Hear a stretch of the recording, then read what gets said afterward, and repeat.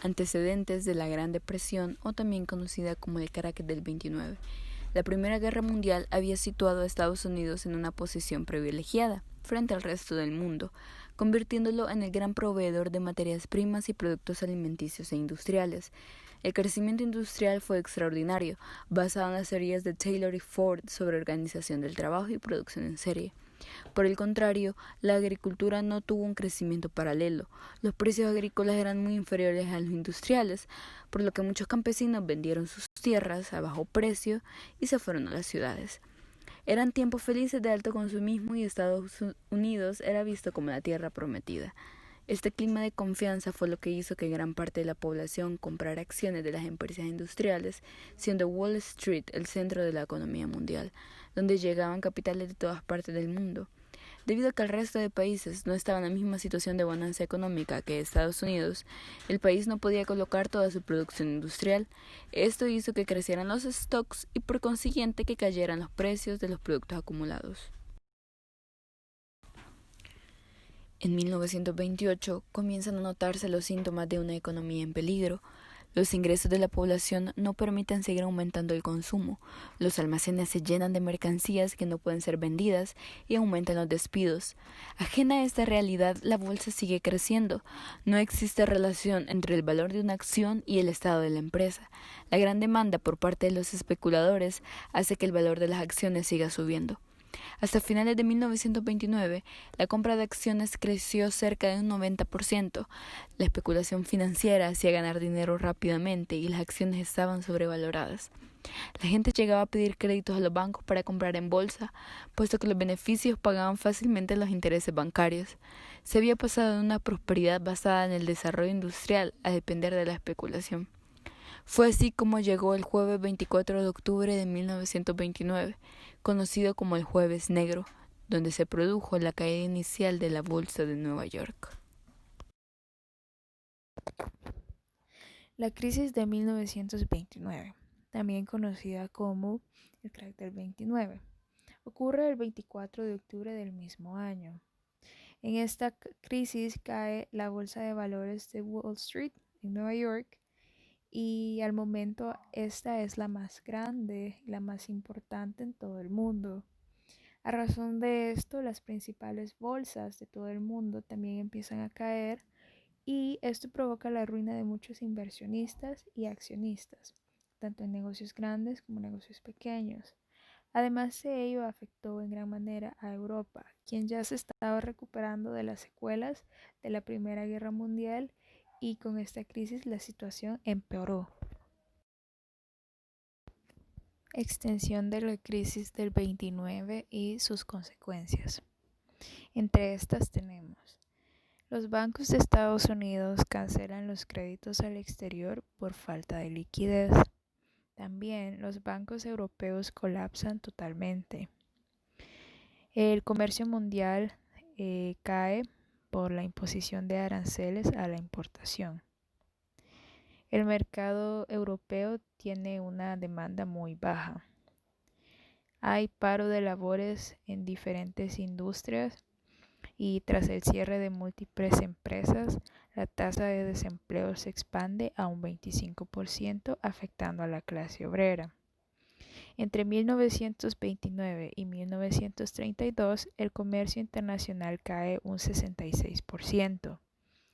El dólar y la libra se desvalúan en un 40%. También existe la reducción de salarios en el área de trabajo y clase obrera. Posterior al acontecer de la crisis del 29, donde se genera una amenaza al sistema colectivista por parte del auge de la época generado por la URSS, a la par del declive capitalista generado por la crisis del 29, donde se reflejan a simple vista las debilidades que presentaba el capitalismo a la par del temor de los países industrializados, es propicio el preguntarse: ¿qué medidas fueron tomadas por parte de los líderes políticos, autores y demás escuelas del pensamiento económico de la época? Mencionando por ejemplo al presidente Herbert Clark Hoover, presidente de Estados Unidos entre 1929 hasta 1933, donde nos preguntamos qué medidas e innovaciones en materia de teoría económica este implementó. Para ello vemos que éste hizo uso de políticas liberales ortodoxas, ortodoxia económica, siguió implementando las mismas políticas de liberalismo económico ortodoxo de Laissez-faire, lo cual agravó aún más la crisis mediante una especulación capitalista. De igual forma, este mantuvo unas políticas de ajuste para equilibrar los presupuestos del Estado, buscando que las reservas y la masa monetaria estuviesen en equilibrio, evitando tanto la deflación como la inflación. Con tales políticas se pretendía que cuando la crisis originada por el crack pasase, la economía norteamericana estuviese en buenas condiciones para iniciar la recuperación y el crecimiento. Mientras tanto, la crisis se llevaría por delante a todas aquellas empresas que ya no tenían cabida en el mercado. Sintetizándose en sí, que estos factores son los que convirtieron a la Gran Depresión en una crisis de carácter global o globalizada,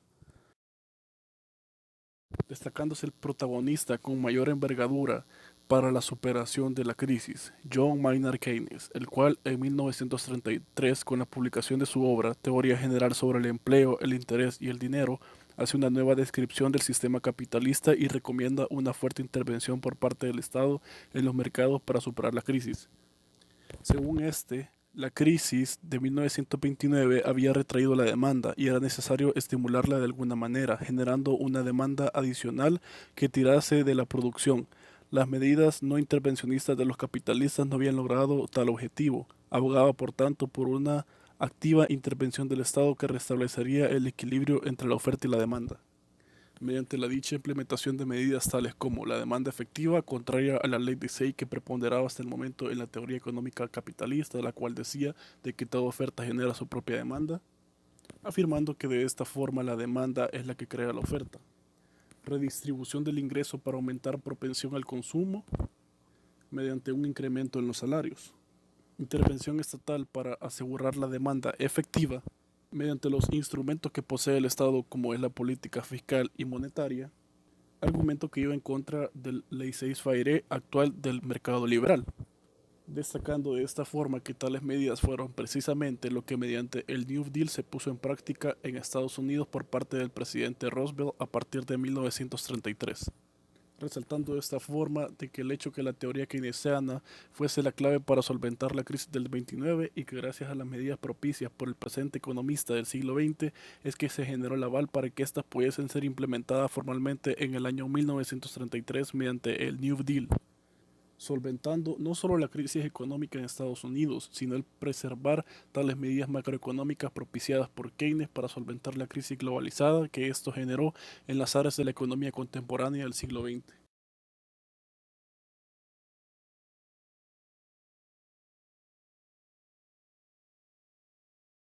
El New Deal fue el programa de reformas de la política interna de Estados Unidos, impulsada durante la administración de Franklin Roosevelt, quien fue un político y abogado estadounidense que alcanzó a ejercer como el 32º presidente de este país.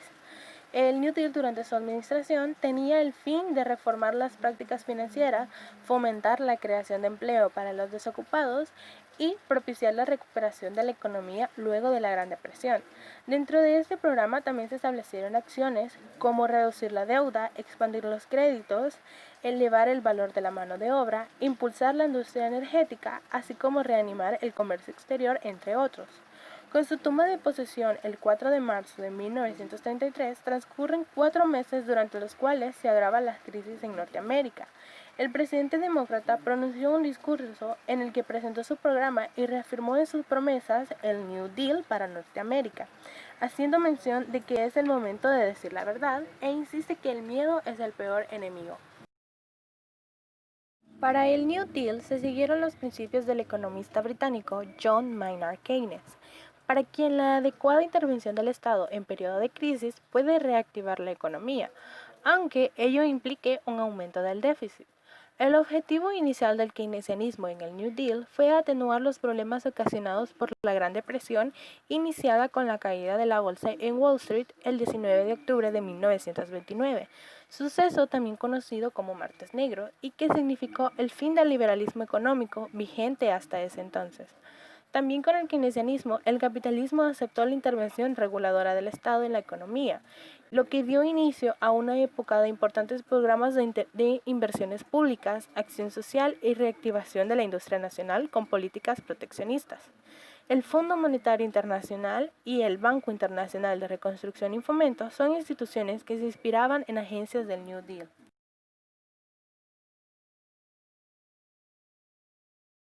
El New Deal. El primer New Deal se genera durante los años 1933 hasta 1935.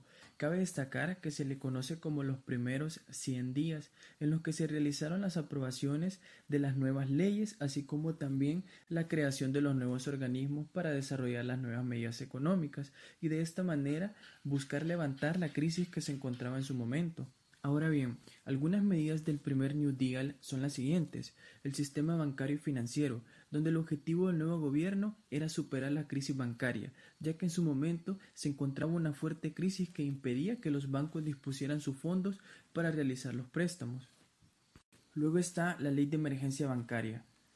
Esta fue aprobada el 9 de marzo de 1933. Se destaca porque formulaba un plan el cual clausuraron todos los bancos que se manifestaron como insolventes, y esto permitió solamente operaciones de aquellos que sí podían sostenerse. Cabe destacar que esta ley fue la respuesta más rápida a la emergencia de la crisis. Siguiendo con las leyes, también está la ley agraria, o mejor conocida como la ley de las 3A. Esta ley agraria marca el comienzo del agro norteamericano y se introduce a la idea de vender los excedentes agrarios a los extranjeros, y luego se incorpora el control de producción. Esto gracias a la cooperación voluntaria de los agricultores que estimulaban los pagos y las rentas. La ley agraria contempla tres aspectos importantes, los cuales son los siguientes: el ajuste agrícola, el crédito agrario y la ley de hipotecas. Luego está la Ley de Recuperación de Industria Nacional.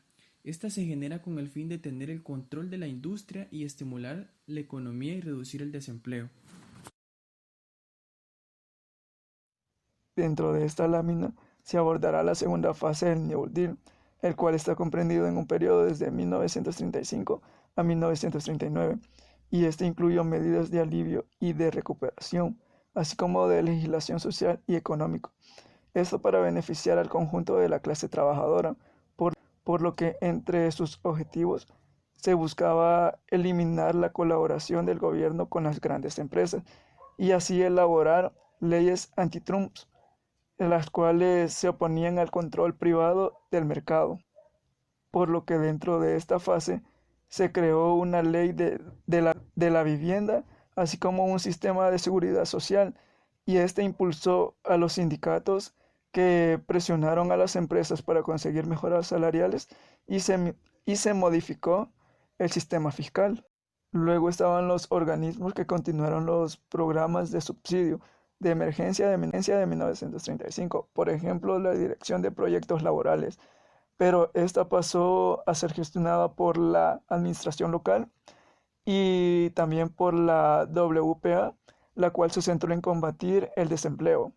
De igual manera, dentro de esta fase está la Ley sobre el Impuesto sobre la Riqueza de 1935, la cual incrementó los impuestos a particulares y a empresas con ingresos y beneficios, pero este no incrementó sustancialmente los fondos federales ni tampoco contribuyó al reparto significativo de las riquezas. Y ya por último tenemos que a finales de 1938 el New Deal ya no impulsó nuevas reformas significativas y en su lugar se instaló la amenaza sobre la paz mundial. Ya para 1939 la inversión presentaba aún bajos niveles y el paro se situaba en torno a 9 millones de desempleados, por lo que se dice que el New Deal contribuyó a mitigar las consecuencias de la Gran Depresión, pero solo de manera parcial.